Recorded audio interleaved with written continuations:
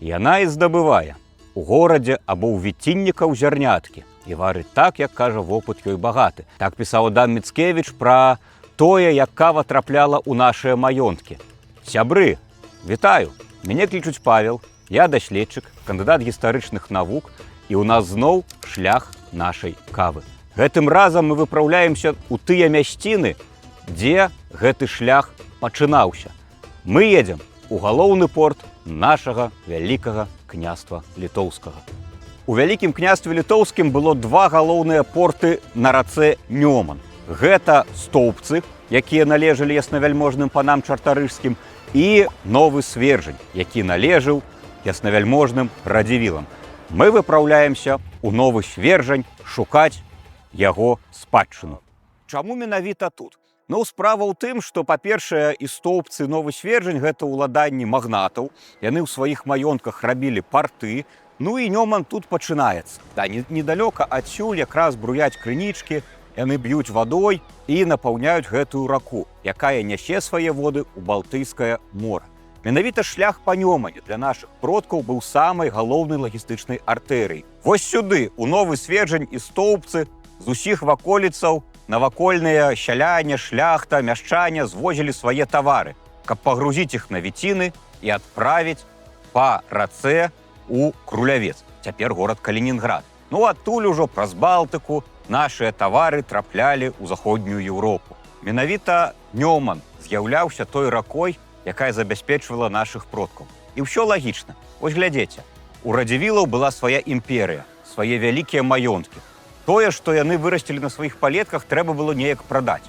Навошта вывозіць гэтыя тавары да іншых магнатаў, калі можна пабудаваць свае парты, свае склады, свае прыстані, сваю верфь і, уласна, самастойна весці гандаль. А яшчэ Новы Свержань звязаны з постацю нашага знакамітага паэта, які паходзіць з 19 стагоддзя. Гаворка пра Владзіслава Сыракомлю. Мы яго ўжо чыталі. Ён пакінуў цудоўнае сведчанне і апісанне гэтага мястэчка. Ён на свае вочы бачыў і касцёл, і царкву. Ён, канешне, вельмі так скептычна паставіўся да тых каштоўных і багатых збораў, якія тут калісьці былі, але ён пакінуў шыкоўнае апісанне. Яны ўсе прадстаўлены ў першым, можна нават так сказаць, трэвел-блоге нашай бацькаўшчыны, у яго вандроўках. Да так, ёсць такая цудоўная кніга, называецца «Вандроўкі па маіх былых ваколіцах», дзе пан Сыракомля ўсё апісвае. Ну і, канешне, Новы Свержань – гэта месца, звязанае з прыемнымі дзіцячымі ўспамінамі Людвіка Кандратовіча. Ён сюды, у гэтае мястэчка выпраўляўся кожную нядзельку са сваімі бацькамі на святую імшу, а перад імшой яго бацькі заўжды варылі каву. Піць каву ў нядзельку – гэта старадаўняя шляхецкая традыцыя, якую практыкавалі і магнаты, і сярэдняя шляхта, і арандатары. То, сябры, калі п'еце каву па нядзельках і наогул пачынаеце свой дзень з кавы, ведайма, што мы гэтым самым далучаемся да старасвецкай шляхецкай традыцыі.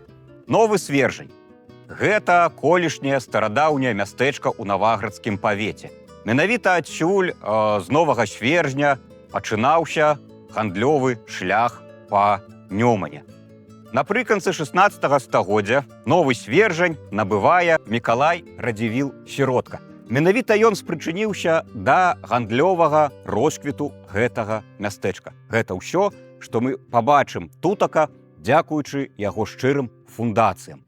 У 18 стагоддзі гэта ўжо галоўны порт вялікага княства літоўскага. Тут стаяў цэлы флот віцінаў. Адзін вандроўнік, які праязджаў праз нашыя землі, налічыў у Новым Свержні ажно 8 сотень віцінаў. Ці праўда, ці не, сказаць цяпер цяжка? Ну, паверым шаноўнаму падарожніку. А раптам так і было. Тут стаялі склады, тут былі прыстані, тут нават дзейнічала верфь. Канешне, гандаль тут кіпеў. Што з Новага Свержня вывозілі?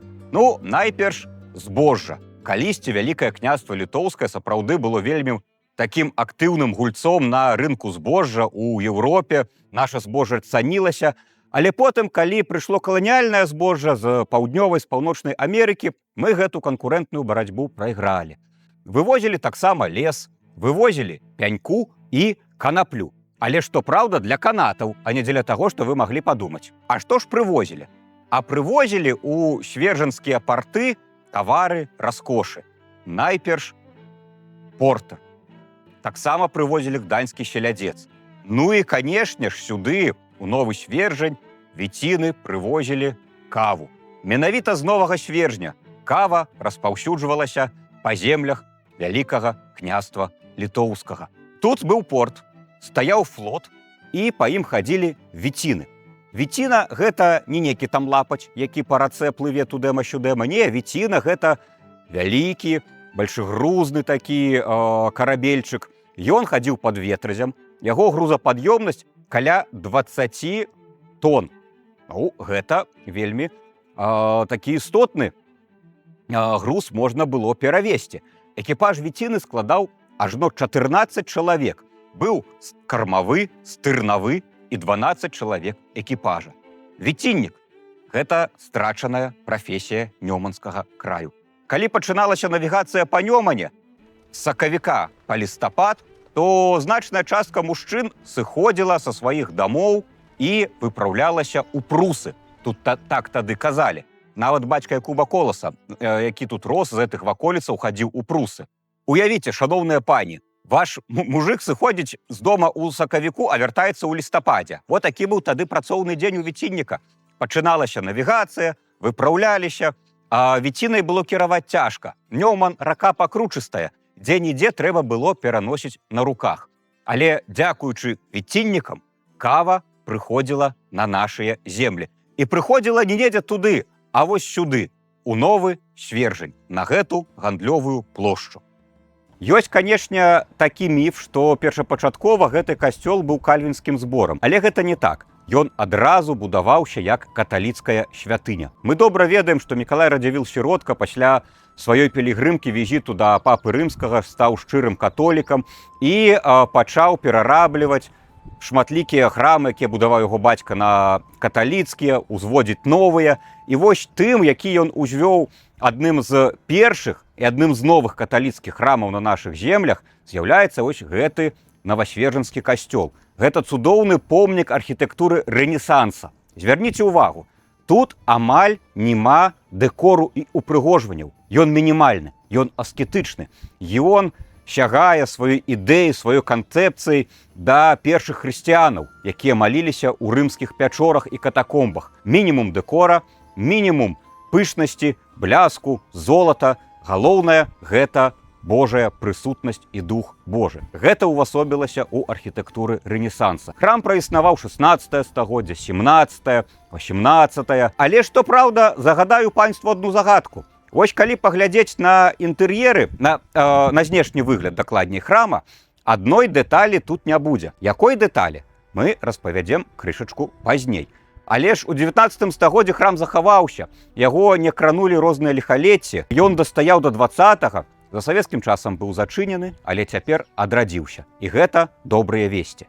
1588. На фасадзе Новасвержанскага касцёла. Не, сябры, гэта не напамін нам пра дату са школьнага курса гісторыі пра прыняццё 3-го статута. Гэта год асвячэння Новасвержанскай святыні. Калі яснавяльможны Мікалай Радзівіл-Сіротка набыў гэтае мястэчка на Нёмане, то ён стаў актыўна укладаць свае сродкі у фундацыю духоўных установаў. І вось гэты шыкоўны касцёл 16 стагоддзя – гэта ўжо нагода выпраўляцца ў Новы Свержань.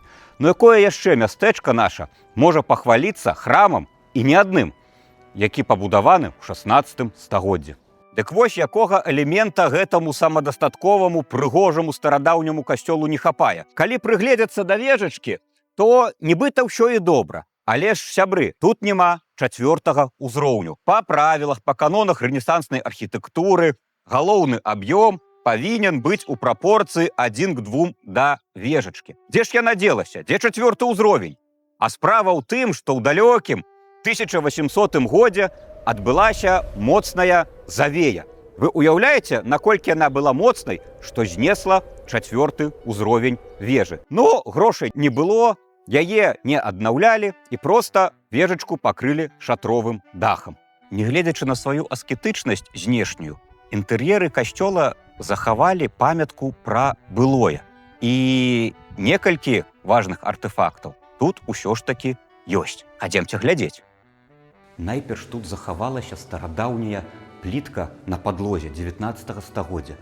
Толькі ўявіце, па гэтай плітачцы хадзіў Уладзіслаў Сыракомля і ўсе тыя іншыя людзі, годныя людзі нашага краю, якія наведвалі Навасвержанскі касцёл. Ну а самае галоўнае, што тут захавалася, гэта фрагменты фрэсак паліхромных, гэта значыць рознакаляровых, канца 16 стагоддзя. Дзе-нідзе фрагменты пабачыць можна.